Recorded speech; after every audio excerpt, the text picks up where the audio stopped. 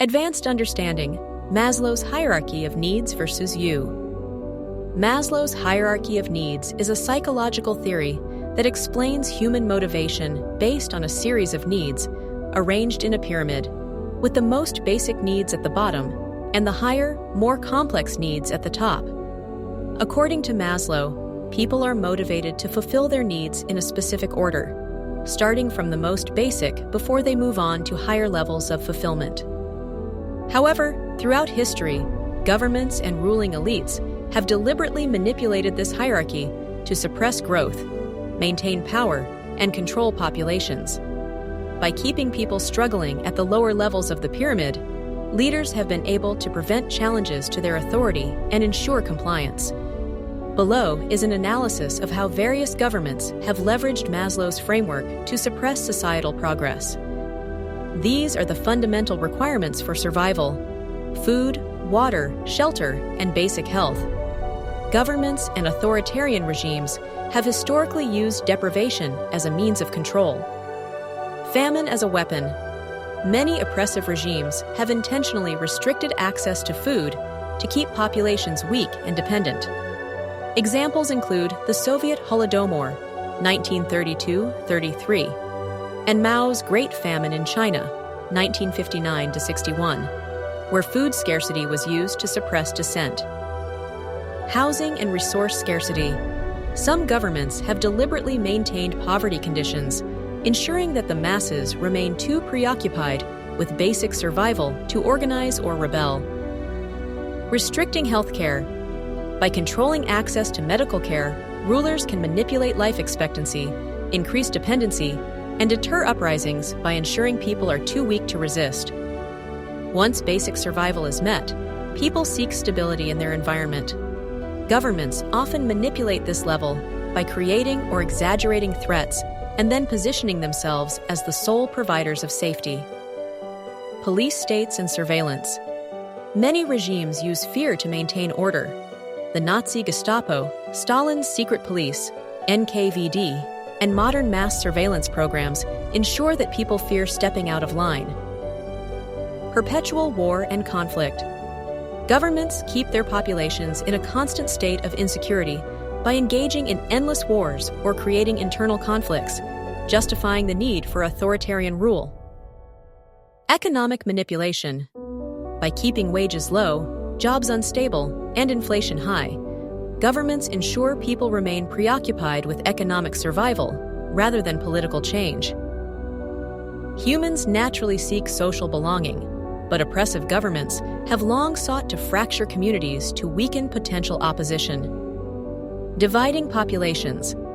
Governments use propaganda to create divisions based on race, religion, or ideology, preventing unity. Examples include apartheid in South Africa and caste-based discrimination in India. Censorship and isolation. Controlling communication through media censorship, internet blackouts, and suppressing dissenting voices ensures that people cannot easily organize or find solidarity. Breaking family bonds. Some regimes, like North Korea, encourage citizens to report on family members suspected of disloyalty, fostering an environment of paranoia and discouraging deep social connections that could lead to collective action.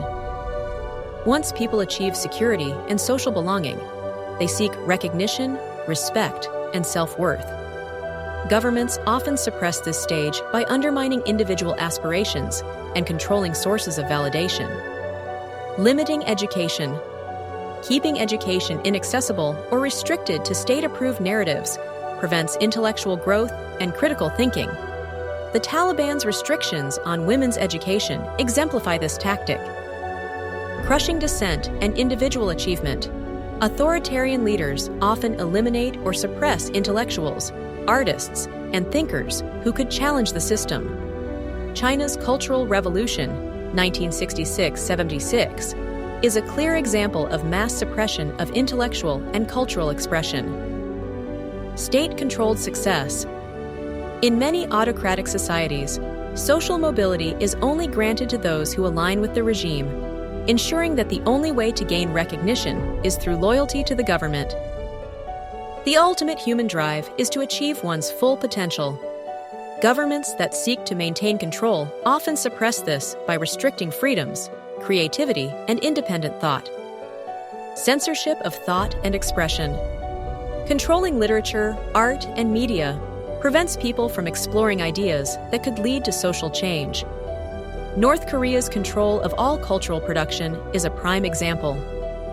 Criminalizing free thought, dissenting ideas, political opposition, and alternative philosophies are often outlawed.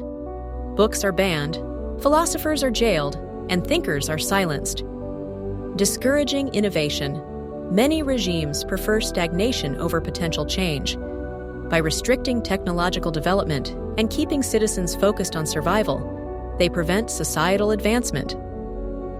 Maslow's hierarchy of needs provides insight into how human motivation works, but it also highlights the vulnerabilities that governments exploit to maintain control.